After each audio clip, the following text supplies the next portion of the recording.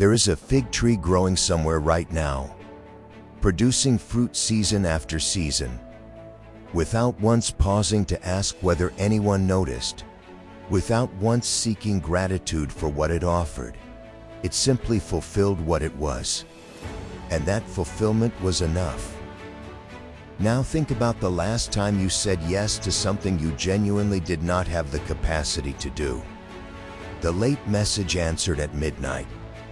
The favor granted while quietly exhausted.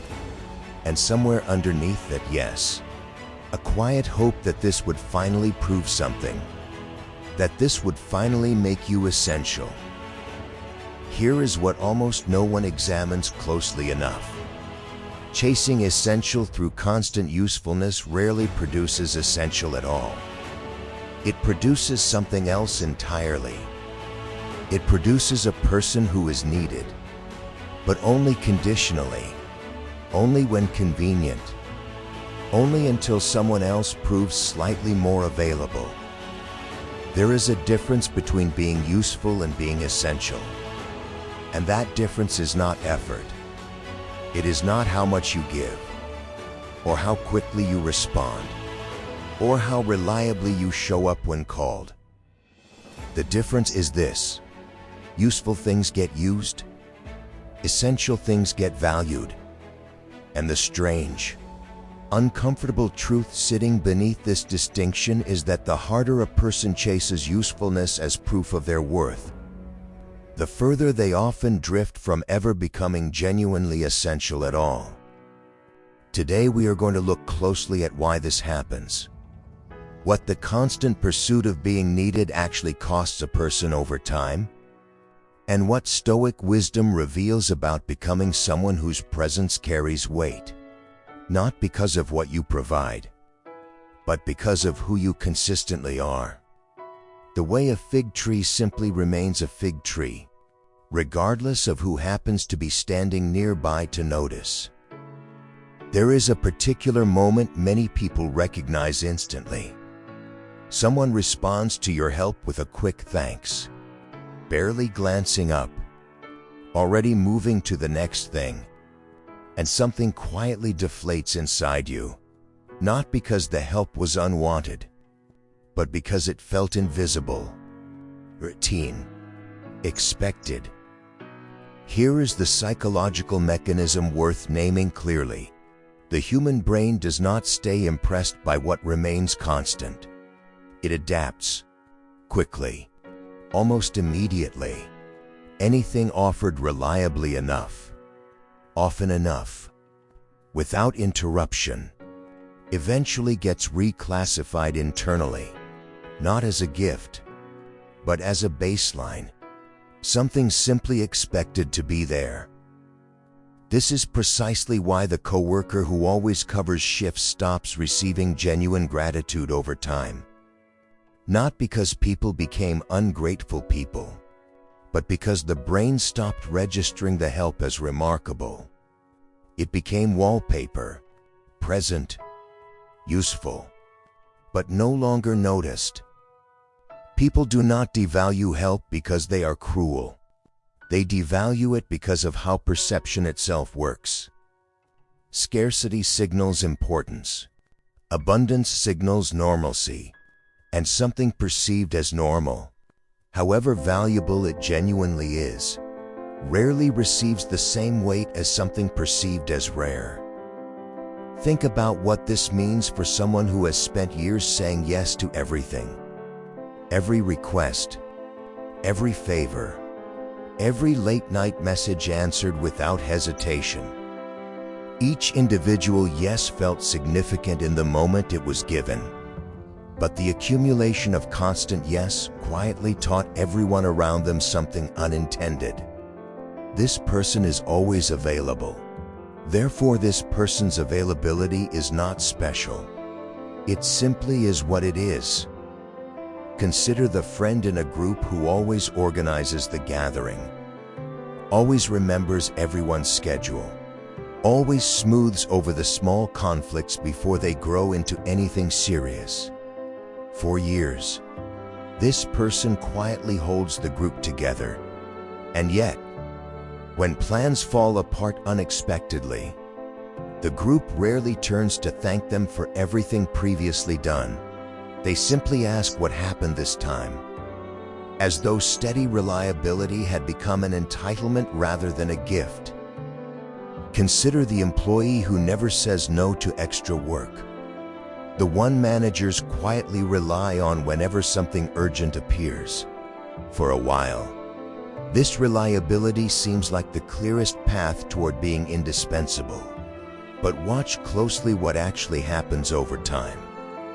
That employee often gets handed more work, not necessarily more respect, not necessarily more advancement, simply more expectation, because reliability without scarcity rarely translates into perceived value. It translates into assumption. And consider family dynamics specifically. The relative who always compromises, always adjusts their own plans around everyone else's convenience, slowly becomes the default choice whenever flexibility is required, not because their preferences matter less, but because their willingness to set those preferences aside has never once been challenged or questioned. None of these patterns happen through cruelty. They happen through a quiet, almost invisible psychological rule operating beneath conscious awareness in nearly everyone. People do not consciously decide to undervalue what is constant. Their minds simply stop flagging it as significant. The same way a constant background sound eventually disappears from conscious attention entirely, even though the sound never actually stopped. This is the quiet trap hiding beneath constant usefulness. The more available a person makes themselves, the less remarkable that availability eventually becomes. Not because the person changed, but because perception itself operates this way in nearly every human mind. There is a deeper layer beneath the simple fact that constant availability gets taken for granted. And understanding this layer requires looking honestly at what actually drives a person toward offering that constant availability in the first place. Somewhere beneath conscious awareness, a quiet belief often operates continuously. As long as I remain useful, they will not leave. As long as I keep proving my value through action, my place here stays secure. This belief rarely announces itself directly. It rarely surfaces as a clear, conscious thought. Instead, it operates as a felt sense, a quiet tension that rises whenever the opportunity to help appears, and quiet relief that follows once the help has been given. Think back to the friend who always organizes the group, always remembers everyone's schedule. There is likely a moment, somewhere in their history, where being the dependable one first earns something valuable: attention, inclusion, a sense of matching within the group. And once that connection formed, between usefulness and belonging, it rarely required conscious renewal. It simply became the operating assumption running quietly in the background of every future interaction. This is the mechanism worth naming clearly. The mind confuses being depended upon with being valued. These feel almost identical from the inside. Both produce attention. Both produce a sense of matching. But they are fundamentally different experiences. Dependency forms around function. Genuine value forms around identity. A person can be depended upon for years, while remaining almost entirely unknown as an actual individual. Their preferences, their struggles, their inner life never genuinely explored, because the relationship never required exploring it. It only required the function continuing to operate smoothly. Human nature plays a significant role in why this confusion happens so easily. People consistently measure worth through visible contribution, what can be seen, what can be immediately pointed to and acknowledged. Quiet integrity, steady character, principles that do not announce themselves loudly. These are far harder to notice and reward in any given moment. So the nervous system learns, through repeated experience, that visible usefulness generates immediate response, immediate gratitude, immediate proof of belonging, while simply existing, simply being present without performing some function, generates uncertainty about whether that presence actually matters at all. There is a second layer worth understanding clearly. Once usefulness becomes the primary source of identity, something precarious begins happening internally. A person's sense of their own worth starts fluctuating based entirely on external feedback. Did that extra effort at work receive recognition? Did the favor land the way it usually does? Does anyone seem to notice everything quietly being carried? This creates an exhausting, almost impossible standard to maintain, because external feedback is never consistent. People get busy, distracted, preoccupied with their own difficulties entirely unrelated to you. A delayed response or a less enthusiastic thank you can trigger genuine anxiety, not because anything significant actually happened, but because identity itself has become tethered to something entirely outside personal control. This is precisely the trap worth seeing clearly. The more a person chases usefulness as proof of their worth, the more unstable that worth becomes, built on a foundation that shifts constantly, dependent on circumstances, other people's moods, timing entirely outside anyone's control. And underneath all of it, the original fear remains untouched, still waiting, still whispering that if the usefulness ever stops, the disappearance everyone secretly fears will finally arrive. There is a different foundation Stoic philosophy points toward, one built not on function, but on something considerably steadier. Marcus Aurelius wrote something worth returning to directly on this exact subject. A fig tree produces figs. It does not pause to ask for appreciation. It does not require applause to continue bearing fruit. It simply fulfills its own nature, season after season, regardless of who happens to be watching or grateful in that moment.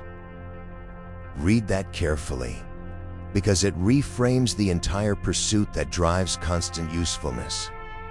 The fig tree never chases being valued. It never performs harder when ignored, or softer when praised.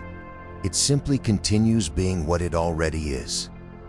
And that consistency, entirely independent of external response, is precisely what makes it essential to its own nature.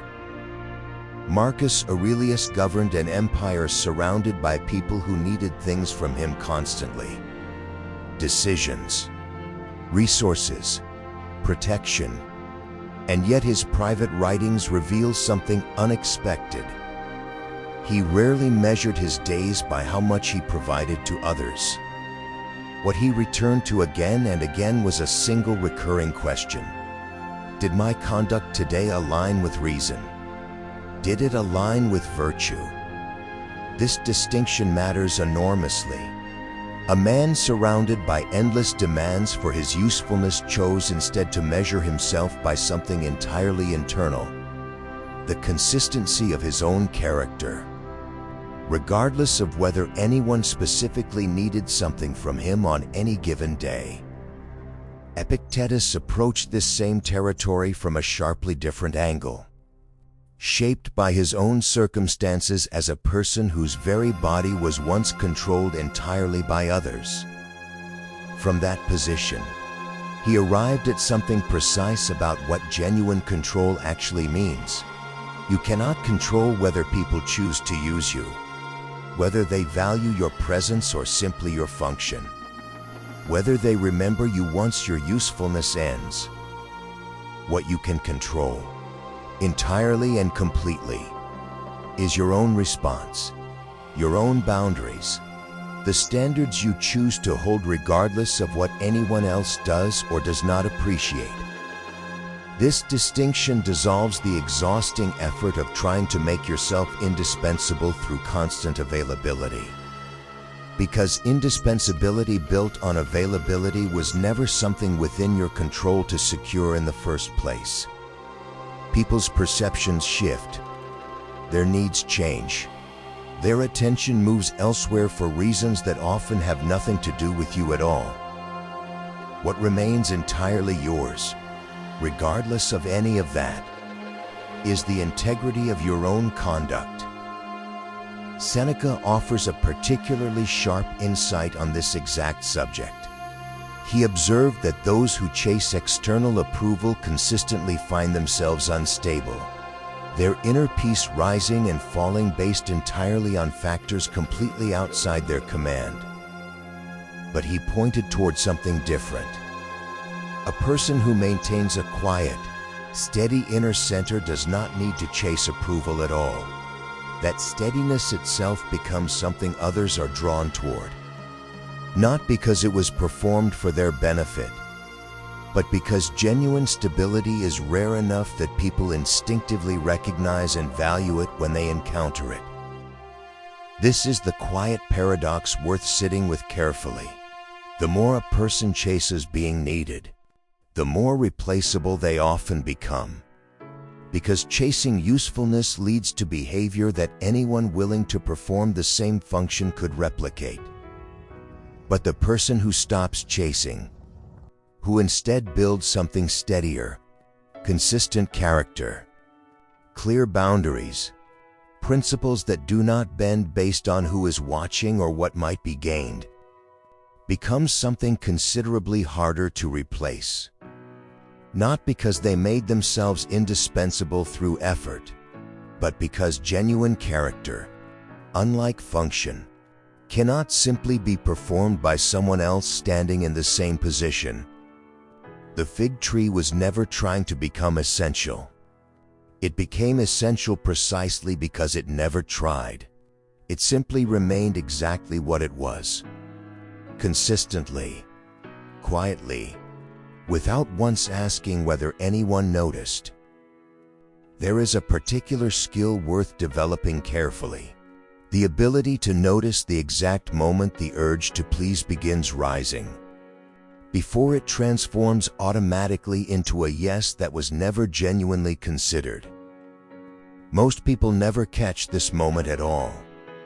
They only notice the aftermath, the quiet resentment surfacing hours later, the exhaustion that seems to have no clear source.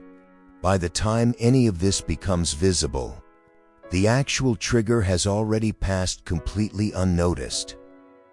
The first practice begins with learning to recognize these triggers clearly, as they happen, rather than only in hindsight. Certain thoughts tend to surface right before automatic agreement takes over. I cannot say no to this. If I do not help, something will go wrong. They will need me. This will finally prove how essential I am. These thoughts move quickly, almost faster than conscious awareness can track. But they are not random.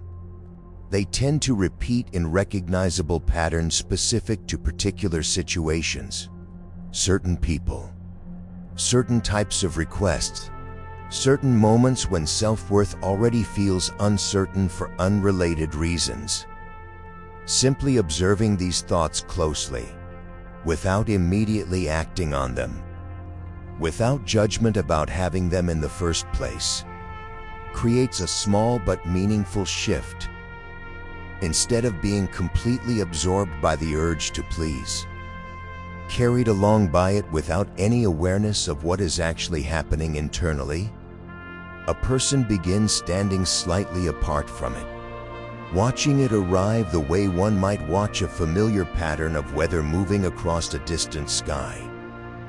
The second practice builds directly upon this awareness, and it centers on a single honest question. Ask the moment that familiar urge to help begins surfacing. Am I genuinely helpful right now? Or am I trying to prove something about my own worth through this action?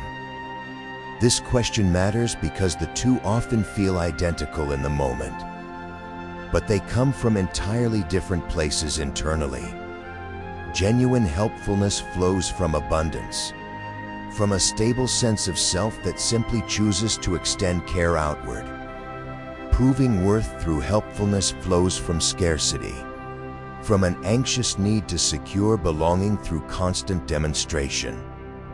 Asking this question honestly, in the actual moment the urge arises, creates a meaningful pause, a space between the automatic yes and a response that has actually been considered rather than simply reacted to. The third practice asks for something more demanding, a willingness to sit quietly with a specific reflection. Is the help I am about to offer coming from genuine character? Or is it coming from a need for validation dressed up as generosity? This distinction requires real honesty to examine clearly, because both often look identical from the outside. The same action, the same words, the same visible effort, but the internal motivation underneath determines something significant about what happens afterward. Help offered from genuine character tends to feel complete regardless of how it is received. Help offered to secure validation tends to leave a quiet, unsettled feeling if the expected gratitude or recognition does not arrive exactly as anticipated. Recognizing this distinction clearly, again and again, over time, begins to weaken the automatic link between helping and needing something in return. It becomes possible to notice the old, familiar urge to prove worth through constant availability, and choose, deliberately, whether helping in this particular moment actually aligns with genuine values. Rather than simply reacting to an old fear of being set aside. There is a particular kind of depletion that builds slowly when someone spends years remaining available to everyone, at all times, regardless of their own capacity in any given moment. A quiet exhaustion that rarely gets named directly, but accumulates steadily, becoming simply the background condition of an entire life. Awareness alone does not end this pattern completely. It reveals clearly what is happening internally. But boundaries are what actually create lasting protection against the pattern continuing unchecked. The first boundary concerns the question of constant availability, specifically, whether being reachable for everyone at all times actually serves anyone well, including the person providing it. Unlimited access does not increase value. In fact, it frequently decreases it. Something always available, without limit, without condition, begins to feel less precious over time, taken for granted simply because it has never once required effort to obtain. A meaningful boundary here involves consciously limiting when and how availability gets extended, not from coldness, but from the recognition that genuine presence requires actual capacity, and capacity that has been depleted through constant overextension has very little genuine quality left to offer anyone at all.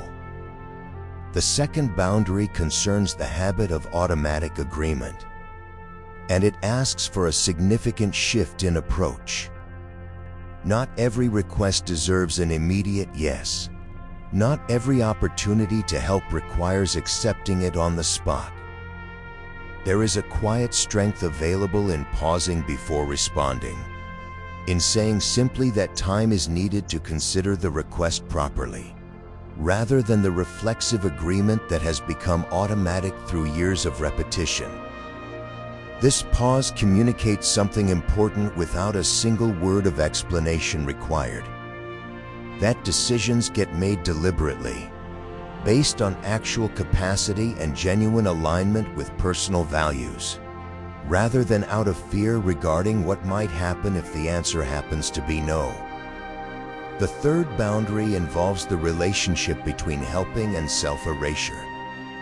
And this may be the most demanding distinction of the three to maintain consistently. There is a meaningful difference between genuinely supporting someone and quietly disappearing into their needs entirely. The first comes from a stable, complete sense of self-extending care outward. The second comes from a self that has become so identified with usefulness that almost nothing remains once the helping stops. This is precisely the moment that calls for honest self-examination.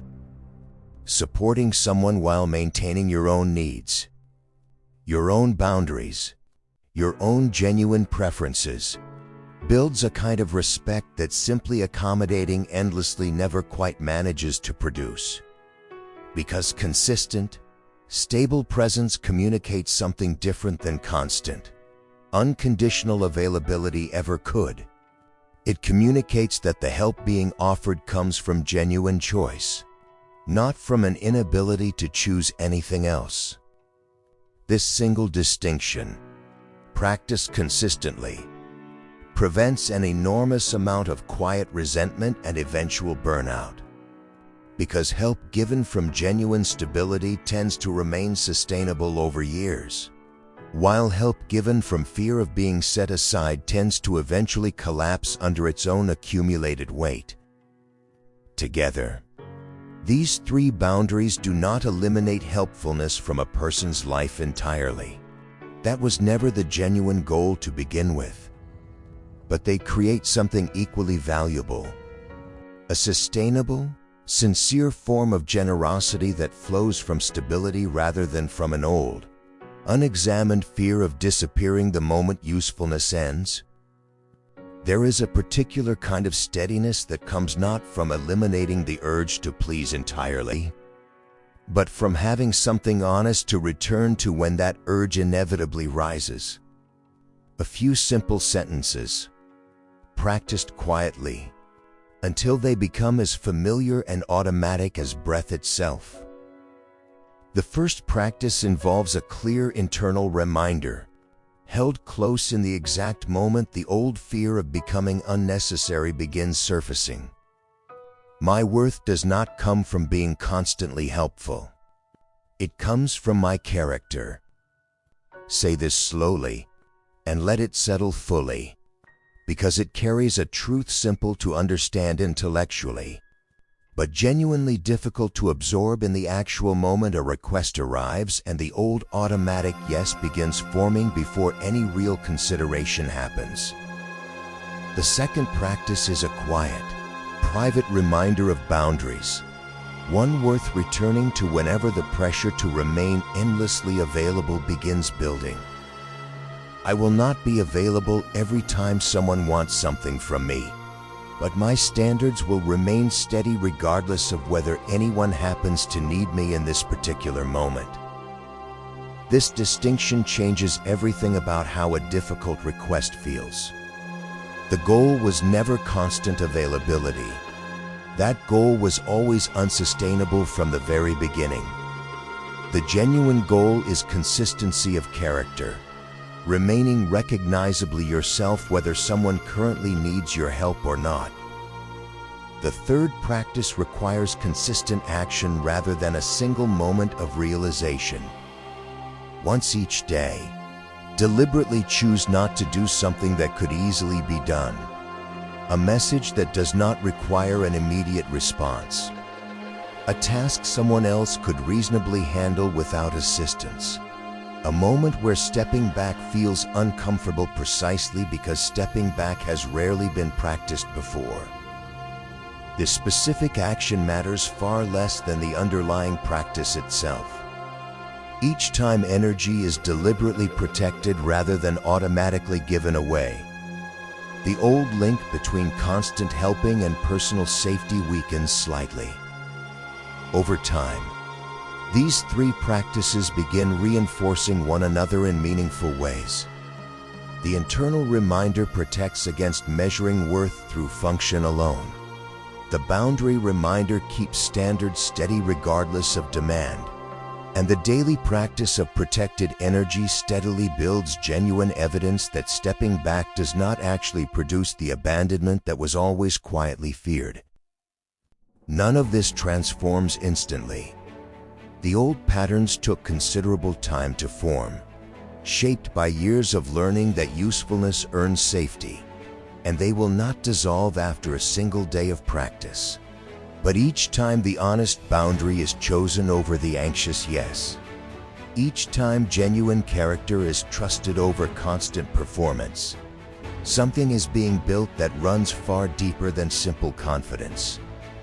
A quiet, durable relationship with one's own worth, one that no longer requires constant proof through endless usefulness to remain fully intact. There was a version of you, not long ago, who said yes before any real consideration happened at all. A version who measured their own worth by how quickly they could respond to whatever was needed. Who felt a quiet panic at the thought of disappointing anyone, certain that stepping back even once would reveal something unforgivable underneath. That version was not foolish, nor weak. It was simply protecting itself the only way it knew how, through a substitution learned long ago. If I am useful, then I am safe. Something has shifted since then. Now, when a request arrives, inconvenient, poorly timed, the old urge to agree immediately still stirs faintly, somewhere beneath the surface. But it no longer takes hold the way it once did. You notice it arrive. You pause before answering, and you remain grounded, exactly where you stood before the request landed, considering what genuine capacity and genuine values actually call for, rather than reacting to an old fear of being set aside. This is not coldness toward the people who once relied on constant availability. It is something closer to genuine self-respect. When someone's need goes unmet now, it no longer registers as evidence of impending abandonment. It simply exists, a boundary held, separate entirely from any verdict about your worth. Where anxiety once lived in these moments, a quieter stability has slowly taken its place. Not because people stopped needing things from you, but because the measurement itself has fundamentally changed. You are no longer asking whether you are needed today. You are asking simply, is this choice aligned with who I actually am? This shift carries something deeper than mere relief. It carries genuine self-possession. The kind that does not depend on constant demonstration. The kind that remains intact whether today brings many requests or none at all. There is a particular freedom in no longer needing every person to require something from you before you can feel secure in your own place. The day that need quietly dissolves becomes one of the freest days you will ever experience. From this point forward, the presence you offer carries something it never carried before. Not desperation disguised as generosity, but genuine choice. And people sense this difference, even when they cannot fully name it. They begin trusting not simply what you provide, but who you consistently are, regardless of what you happen to be providing in any particular moment. This is not a single transformation completed once and then forgotten entirely. It is a quiet return, practiced again and again. Each time the old fear rises and you choose, deliberately, to remain grounded in your own character instead of rushing to prove your usefulness. And slowly, through that repeated, unremarkable choice, something durable takes root. A presence that people value not because it serves them constantly, but because it remains steady, honest, and genuinely irreplaceable in a way function alone could never quite achieve. Remember this clearly. Being essential was never about how much you provided to others. The true confinement was always something quieter. Believing your worth required constant proof through endless usefulness. That confinement can feel invisible because it builds slowly, one automatic yes at a time, one quiet substitution made long ago between being helpful and being safe, until a person no longer notices how thoroughly their own presence has become tangled with their function. But that tangle, however familiar it may feel, was never permanent. It can be examined, questioned, and gradually loosened. Let me leave you with a question worth sitting with quietly today.